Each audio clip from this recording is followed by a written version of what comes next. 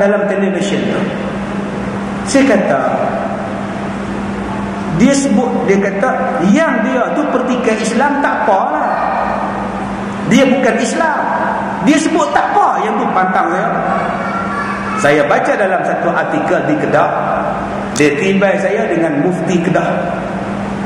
Dia kata pada mufti Kedah, apalah bodohnya Badarudin ni. Dia orang kafir ni berhak mengkritik Islam kerana dia bukan Islam, dan dia nak mempertahankan orang-orangnya yang bukan Islam. Dia kata dalam artikel tu, saya mencabar mufti Kedah keluarkan dalil yang mengatakan bahawa orang bukan Islam tidak boleh mengkritik Islam. Saya baca tu tuan-tuan, perkataan yang mula-mula keluar apa dia? Memang layaklah tuan, munafik.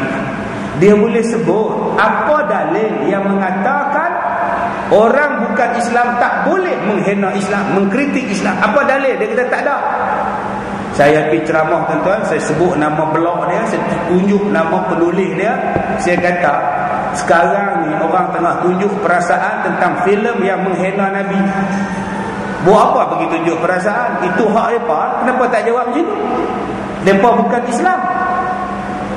Oh, kena kat geng kita sendiri, kita kata tak apa tu dia pandangan peribadi dia. Belah otak hang. Ni Nabi kita, ni agama kita, ni Tuhan kita, ni hukum kita. Siapa-siapa pun tak boleh hina agama Allah, walaupun bukan Islam. Saya bila tengok filem tu tuan-tuan, masya-Allah, naik bulu roma dah. Saya duk fikir, komputer ni aku punya. Kalau orang lain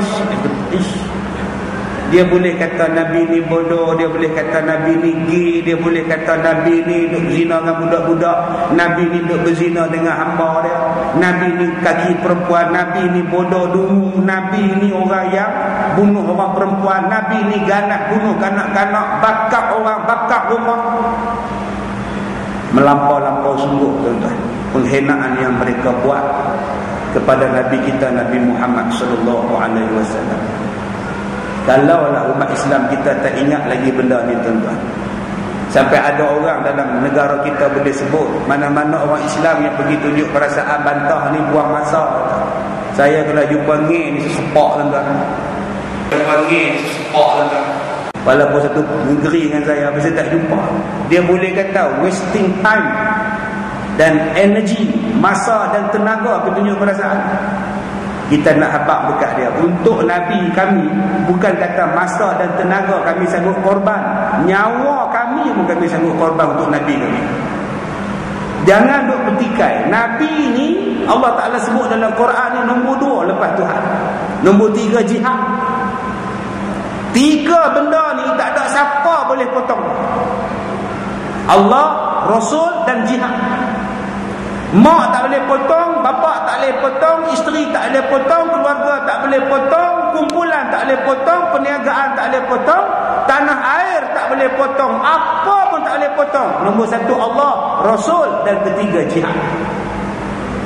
Siapa-siapa yang meletakkan orang lain lebih daripada 3 ni, Tuhan turunkan bala.